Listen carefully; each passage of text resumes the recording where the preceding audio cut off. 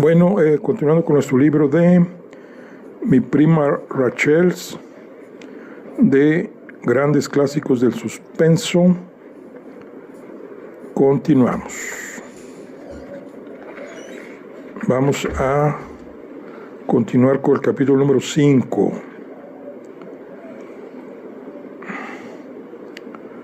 Nada recuerdo del viaje de regreso a Florencia, salvo que el sol se había puesto y oscurecía rápidamente.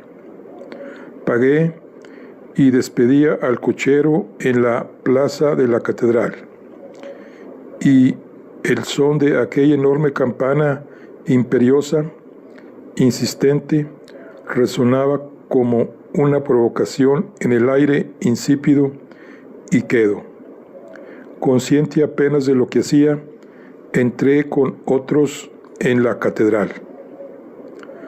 Todavía llevaba el sombrero de Ambrosio en la mano izquierda, y viéndome ahí en la vasta catedral, empequeñecido hasta la insignificancia, forastero en aquella ciudad de helada hermosura, comprendí súbita y vivamente toda la magnitud de mi desamparo. Ambrosio había muerto. Habíale perdido para siempre. Ya nunca más sabría yo de aquella sonrisa, de aquella risita ahogada, ni volvería a sentir sus manos apoyadas sobre mis hombros. Ya nunca más contaría con su fortaleza, con su comprensión. Evoqué la escueta habitación en que había fallecido en la Villa Sanguinetti y la Madonna del nicho. Y algo me dijo que a la hora de morir, Ambrosio no formaba parte de aquel aposento ni de aquella casa, ni tampoco de este país, sino que el alma se le había vuelto a su ámbito familiar para verse entre sus cerros y sus bosques, en el jardín para él tan querido y cerca del ruido del mar. Di media vuelta y salí de la catedral a la plaza. El buen sirviente de la finca me había dado por escrito las señas del señor Reinaldi, y después de preguntar 2 o 3 veces, selando el trozo de papel, no sin mil apuros y tropiezos con la pronunciación, di al fin con la casa y tiré de la campanilla.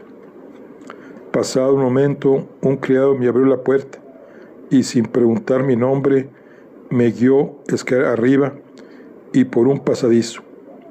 Llamó luego a una puerta y me introdujo en una habitación. Me detuve, parpadeando bajo la súbita luz, y descubrí a un hombre sentado a un escritorio, en un sillón, revisando un rimero de papeles.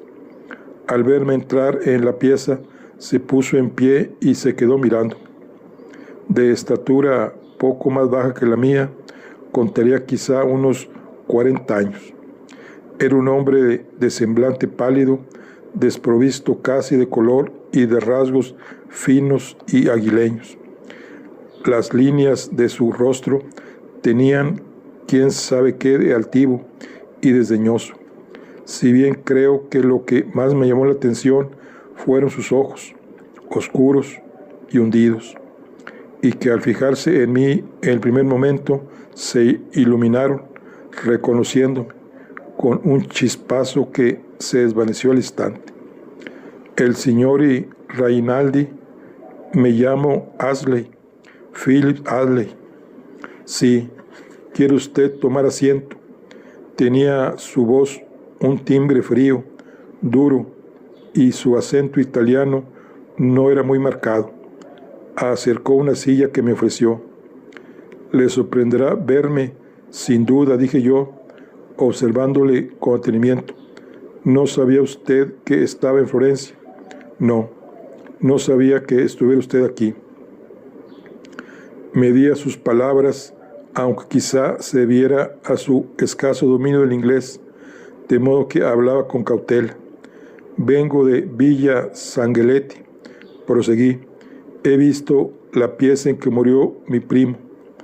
El portero Giuseppe ha sido muy servicial. Me ha puesto al tanto de todo, pero me ha remitido a usted.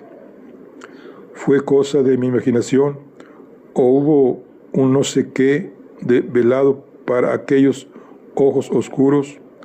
¿Cuánto tiempo lleva usted en Florencia?, inquirió. Unas horas. He llegado esta tarde. ¿Ha llegado usted hoy mismo?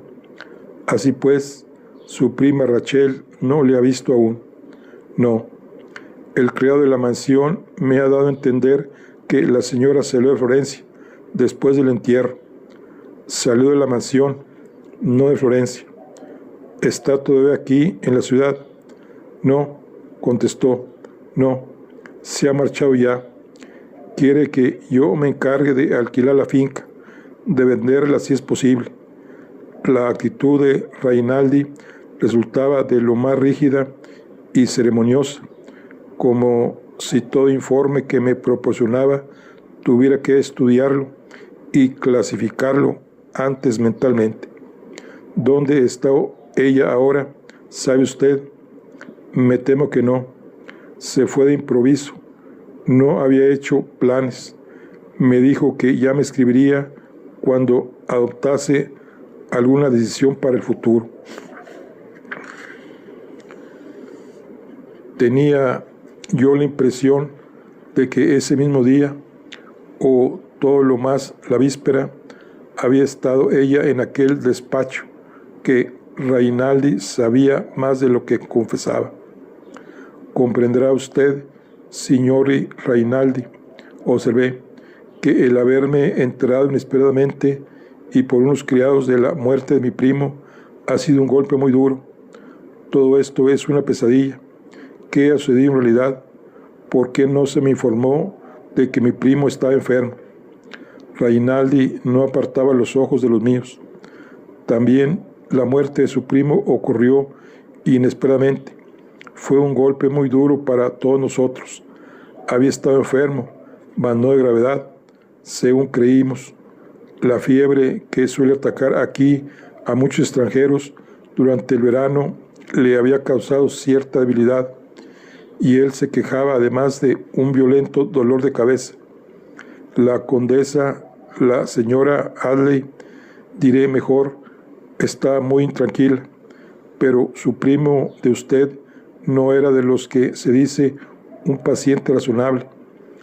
Cobró a nuestros médicos una antipatía inmediata. No obstante, la señora Adley esperaba de un día para otro a una mejoría, y de seguro que no abrigaba el menor deseo de alarmarle a usted. Sin embargo, yo ya estaba alarmado. Por eso me encuentro en Florencia. Recibí estas cartas de él.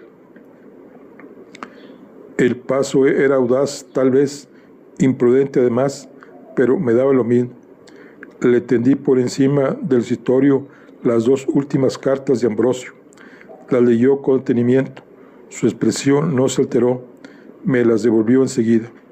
Sí, comentó con una voz completamente tranquila que no delataba sorpresa.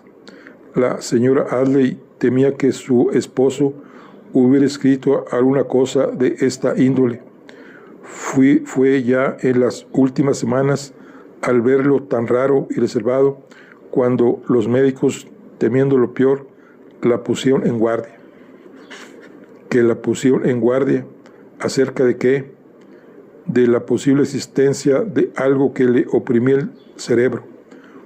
Un tumor o una protuberancia cuyo tamaño aumentaba con rapidez. Me dominó una sensación de abatimiento. Un tumor. Así pues, las conjeturas de mi padrino eran fundadas, después de todo. Primero el tío Filip y luego Ambrosio. Y sin embargo, ¿por qué el italiano aquel no dejaba de acechar la expresión de mis ojos? ¿Acaso dijeron los médicos que fue un tumor lo que le causó la muerte? Sin lugar a dudas, contestó Rainaldi. Dos médicos se hallaban presentes. Puedo citarles aquí, y usted podrá hacerles cuantas preguntas desee.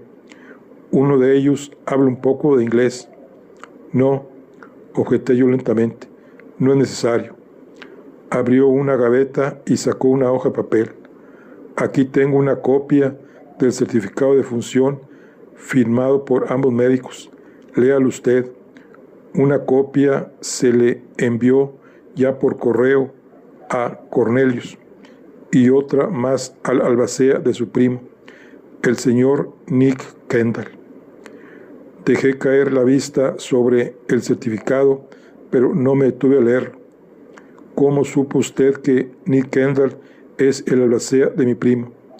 Porque su primo Ambrosio tenía una copia del testamento, repuso el señor Reinaldi. Yo lo leí muchas veces. ¿Que usted leyó el testamento de mi primo?, pregunté incrédulo. Naturalmente, como albacea que soy de la condesa de la señora Ashley, era de mi incumbencia conocer el testamento de su marido. Su mismo primo de usted me enseñó el testamento poco después de haberse efectuado el matrimonio. Incluso guardo una copia en mi poder, pero el dárselo a conocer a usted no es cosa mía. Eso le toca a su tutor, el señor Kendall. Reinaldi sabía que mi padrino era tutor mío, lo que ya era saber más que yo. A menos que estuviese en un error, sin duda ninguna persona mayor de 21 años tiene tutor, y yo contaba ya 24. Pero, ¿qué importaba todo eso? Lo que importaba era Ambrosio, su enfermedad, Ambrosio y la muerte de Ambrosio. Estas dos cartas, observé obstinadamente, no son las de un enfermo, ni las de una persona indispuesta. Estas cartas son las de un hombre rodeado de enemigos, de gente en la que no puede confiar. El señor Reinaldi me observaba con fijeza. Son cartas de un enfermo mental, señor Ashley. Disculpe usted mi franqueza, pero yo estuve a su lado durante esas últimas semanas y usted no. No fue un trance muy agradable para ninguno de nosotros, y menos que para nadie, para su esposa. La señora no se separó de él ni de noche ni de día. Cualquier otra mujer le habría puesto al cuidado de unas monjas. La señora le asistió ella sola, no escatimó ningún sacrificio. Y sin embargo, de poco le sirvió. Aquí tiene estas cartas, esta última línea. Esa mujer ha acabado por fin conmigo, Rachel, mi tormento. ¿Cómo interpreta usted esto, señor Reinaldi? Debí de levantar la voz, me figuro. Reinaldi se dirigió al extremo de la pieza, donde unos estantes corrían a lo largo del muro, y tomó un libro. ¿No conoce usted la historia de la medicina, señor Ashley? No, respondí. Pues aquí encontrará algunos informes de la índole que busca.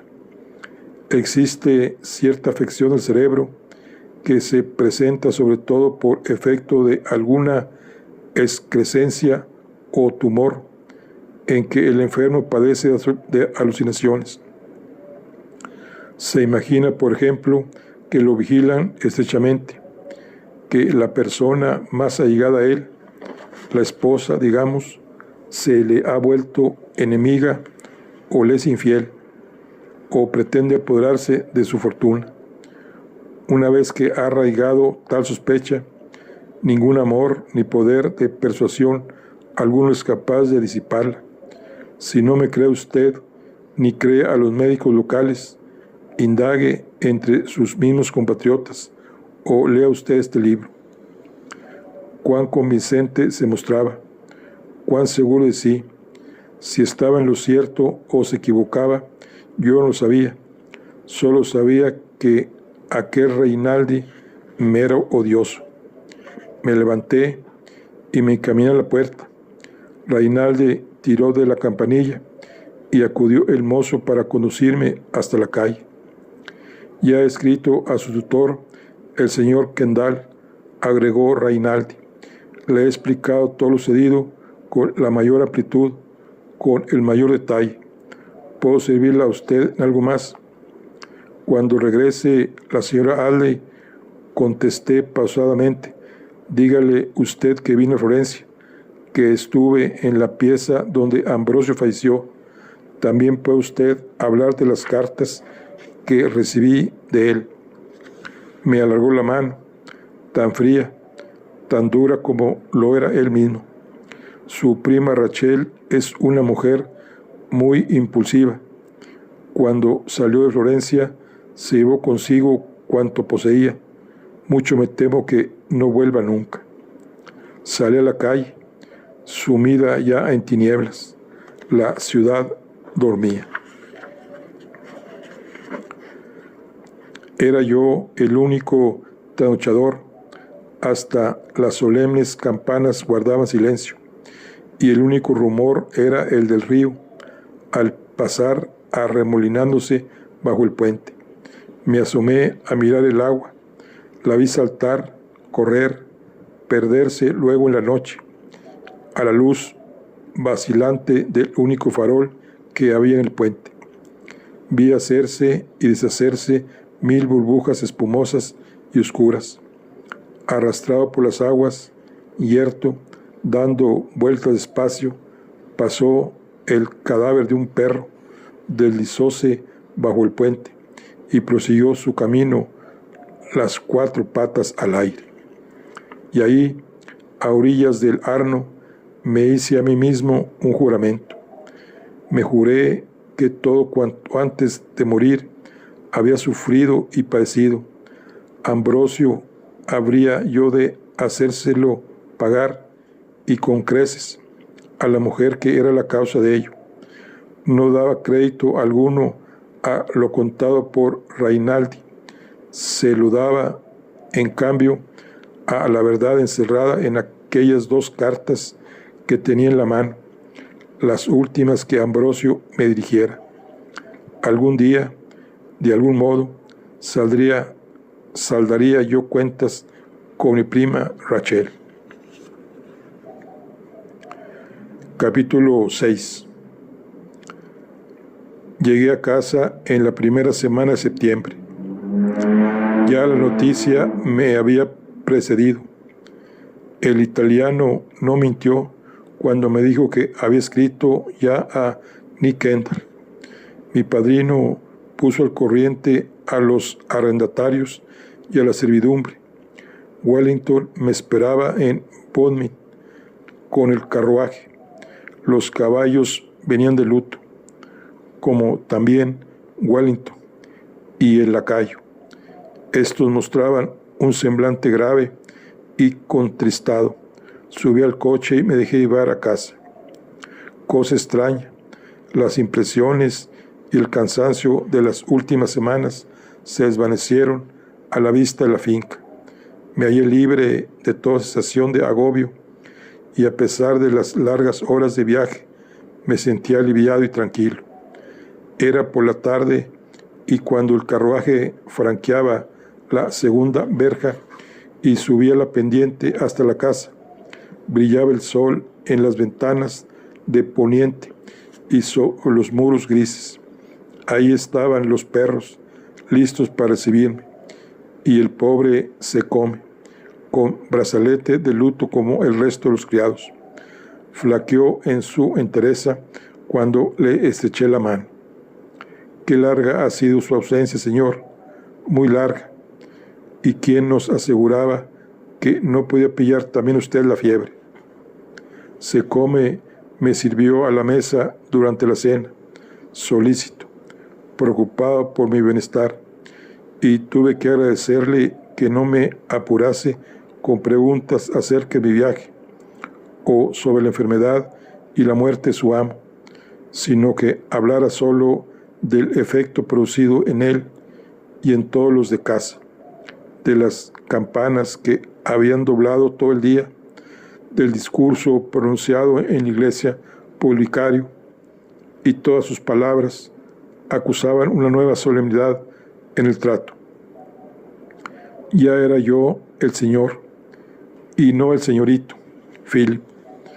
En las palabras del cochero y del lacayo había observado ya otro tanto.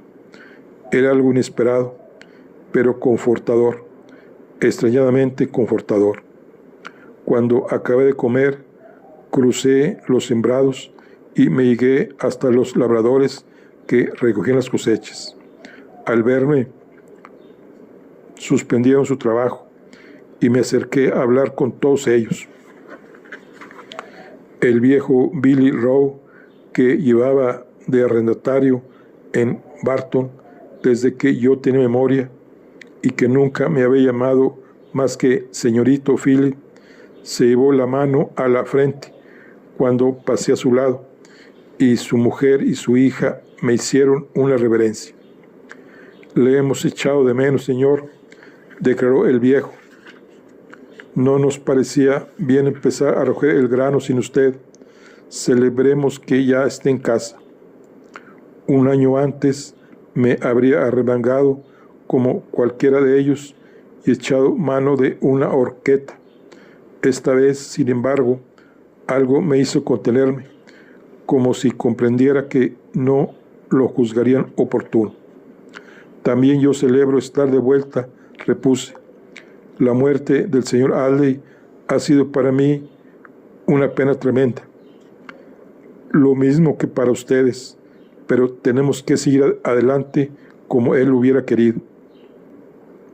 Permanecí ahí unos momentos charlando. Llamé luego a los perros y continué mi camino. A mi regreso ya la casa estaba en sombras. Solo la veleta que remataba la torre de reloj captaba un indeciso rayo de luz. Crucé el césped despacio hacia la puerta abierta. Entonces advertí con rotunda clarividencia, y por primera vez desde que supe la muerte de Ambrosio, que todo cuanto ahora veía y contemplaba me pertenecía. Estas paredes y ventanas, aquel tejado, la campana que en ese momento daba las 7, la entidad toda y viva de la casa era mía y solo mía. El césped que pisaba, los árboles que me rodeaban, las colinas que se alzaban detrás de mí, los valles, los bosques, hasta los hombres y mujeres que allá abajo trabajaban, la tierra, todo formaba parte de mi herencia, todo me pertenecía. Era una emoción insólita. En cierto modo, hacía de mí un ser humilde y a la par orgulloso, extrañadamente orgulloso. Descubriría en mí una especie de confianza y una fuerza que nunca antes había conocido. Al día siguiente se presentó mi padrino, Nick Kendall. Con él venía Lucy. Como no había pariente cercano alguno a quien convocar y solo algunos legados para Secombe y el resto de la servidumbre, Nick Kendall dio lectura al testamento a solas conmigo en la biblioteca. Pese al intrincado estilo legal, el asunto está bien claro. Rainaldi había dicho la verdad. Se nombraba a Nick Kendall tutor mío, toda vez que la finca no sería de mi propiedad hasta que cumpliese los 25 años. Ambrosio abrigaba la comisión, díjome el padrino, quitándose los lentes y dándome el documento para que lo leyese por mí mismo, de que ningún joven sabe lo que quiere hasta que alcanza los 25. Podría haberte dado por la bebida, por el juego o por las mujeres, y esta cláusula de los 25 años constituía una salvaguardia. No podrá afectar a Phillips, solía decir Ambrosio, y en cambio le enseñará a tener cuidado. En efecto, no te va a afectar en nada, aunque tendrás que acudir a mí cuando te haga falta dinero, ya sea para la finca o para tus necesidades personales, durante 7 meses más. Tú cumples años en abril. ¿No es así? Usted lo sabrá. Usted fue quien me sacó de la pila. Vaya que sí. Y que eras un renacuajillo saladísimo, contestó con una sonrisa. No hacías más que mirar al pastor con ojos entrañados. Ambrosio acaba de llegar de Oxford. Te pellizcó la nariz para hacerte llorar, escandalizando a su tía, tu madre. Después desafió a tu padre a una regata y remaron los dos desde el castillo hasta los White. Terminaron calados hasta los huesos. ¿Has sentido alguna vez la falta de tus padres, Philip? Me digo a menudo que tu vida habría sido muy triste sin tu madre. No lo sé. Nunca he pensado en ella gran cosa. Nunca he necesitado a nadie más que a Ambrosio. Mi padrino guardó silencio. Le puso luego al tanto de mi visita a la mansión y de mi entrevista con Rainaldi. Y él a su vez me mostró la carta que le había escrito el italiano. Como yo esperaba, dicha misiva contenía, en términos fríos y afectados, la versión que daba Rainaldi de la enfermedad y la muerte de Ambrosio, de su propio duelo y del golpe y la pena sufridos por la viuda, que se hallaba, al decir el italiano, inconsolable. Tan inconsolable, comenté yo, que al día siguiente del entierro se largó, llevándose como un ladrón todas las cosas de Ambrosio, menos el sombrero que se le olvidó. Mi padrino tosió. No le irás a escatimar los libros y los trapos. Sin duda, diantre Phillips, es todo lo que a ella le queda. ¿Qué quiere usted decir que es todo lo que le queda? Vamos, ya te he leído el testamento. Es el mismo que redacté hace 10 años. No hay en él estipulación alguna en favor de una esposa. Durante todo el año pasado esperé recibir noticias de Ambrosio en cualquier momento, al menos para fijar una dote. Es la costumbre. Supongo, sin embargo, que su permanencia en extranjero le haría descuidar ese requisito y contaría siempre con regresar. Después, su enfermedad puso término a todo asunto de intereses. Me sorprende un poco que ese Rainaldi, a quien pareces tener tanta antipatía, no haga referencia a reclamación alguna por parte de la señora Audley, lo que revela que en él una gran delicadeza. Reclamación, exclamé. Por Dios, ¿habla usted de reclamación cuando sabemos perfectamente que fue ella quien le llevó a la muerte? No sabemos tal cosa. Y si vas a hablar así de la viuda de tu primo, no estoy dispuesto a escucharte. ¿Da usted crédito entonces a la historia esa del tumor? Naturalmente. He aquí la carta de Rainaldi y el certificado de función, firmado por 2 médicos. Yo tengo muy presente la muerte de tu tío Philip, y tú no. Los síntomas fueron muy parecidos. Ha sucedido exactamente lo que yo me temí cuando se recibió esa carta de Ambrosio, y tú saliste para Florencia. Viejo idiota, me daban ganas de pegarle por mostrarse tan ciego. Usted no llegó a leer la segunda carta, objeté. El billete que recibí la mañana de mi partida. Vea usted esto. Todavía la conservaba. La llevaba siempre en el bolsillo del pecho. Se la di. Mi padrino se caló los lentes y la leyó. Lo siento, Philip, pero ni aun estos dolorosos y tristes garabatos pueden hacerme cambiar de opinión. Debes arrostrar los hechos. Tenías a Ambrosio un gran cariño, y yo también. A su muerte, yo perdí mi mejor amigo. La idea de lo que tiene que haber sido su padecimiento mental me atormenta tanto como a ti, o tal vez más, porque ya lo había observado en otro. Antes de morir, el hombre que conocimos y que nos era tan querido y admirado, había dejado de ser él mismo. Se hallaba enfermo física y mentalmente, y no sabía ni lo que escribía ni lo que decía. No lo creo, no puedo creerlo. Di mejor que no quieres creerlo, y en tal caso no hay nada más que hablar. Sin embargo, por respeto a Ambrosio y por consideración a todos los que aquí le conocimos y le quisimos, tengo que rogarte que te abstengas de comunicar tu opinión a nadie más.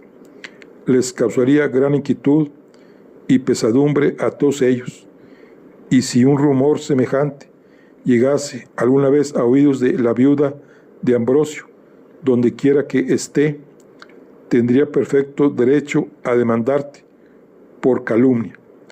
Si fuese yo el administrador de sus intereses, como parece serlo es italiano, no vacilaría en hacerlo así.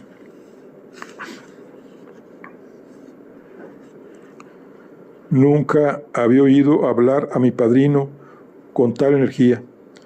Tenía razón al decir que no había más que hablar del asunto. Había aprendido ya mi lección. No volveré a tocarlo. ¿Quiere usted que llamemos a Luise? Pregunté con marcada intención. Pueden quedarse los dos a comer conmigo.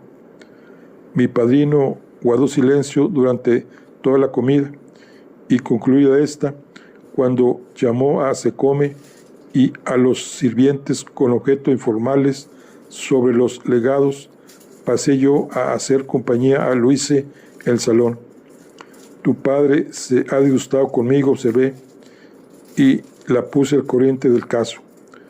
Cuando hube terminado, Luis comentó: te diré, a mí me parece probable que tenga razón.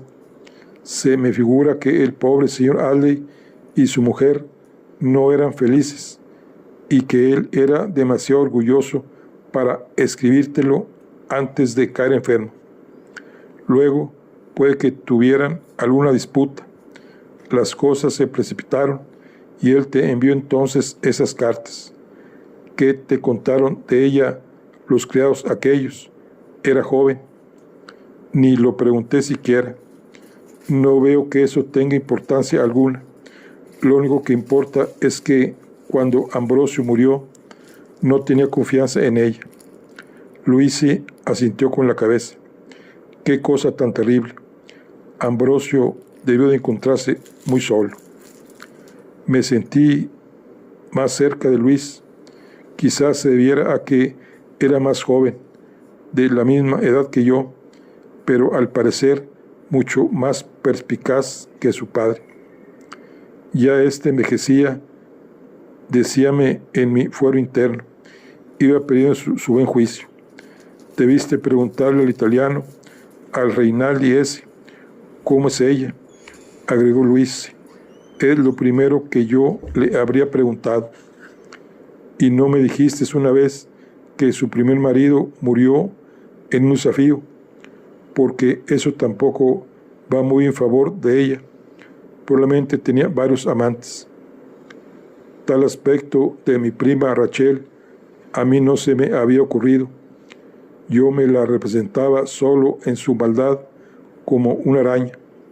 A pesar de mi rencor, no pude evitar sonreír. Mujer tenías que ser para pensar en amantes, estiletes, en portales oscuros y escaleras secretas. Debí llevarte conmigo a Florencia. Habrías aprendido mucho más que yo. A esto Luise se ruborizó intensamente y yo pensé en lo raras que son las chicas. Ni siquiera Luise, a quien conocía de toda la vida, sabía entender una broma. En ese momento mi padrino llegó en busca nuestra y no pronunció una palabra más. Parecía de mejor talante. De seguro que Secombe y Wellington y los demás se habían mostrado agradecidos por sus modestos legados, y él, todo condescendiente, se consideraría en parte el autor de los mismos. Ven pronto a verme, dije a Luis C., ayudándole a subir el crucito. Me reconfortas mucho, tu compañía me agrada. Y Luis C. volvió a ruborizarse, la muy tonta, mirando a su padre para ver cómo tomaba aquello.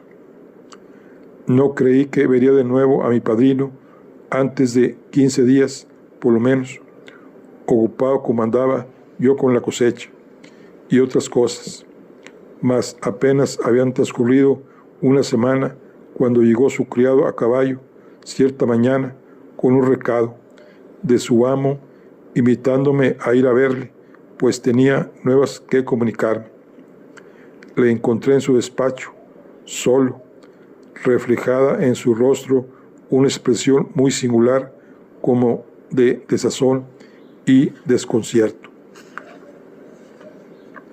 Vaya, ahora sí que será necesario tomar alguna medida, me dijo, y tendrás tú que decidir qué se hace y cómo. Está ya en Plymouth, donde ha desembarcado. ¿Quién? Inquirí, pero quería adivinarlo.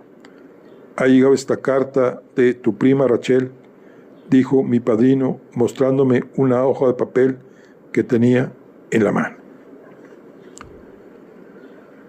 Bueno, pues aquí concluimos la charla del día de hoy.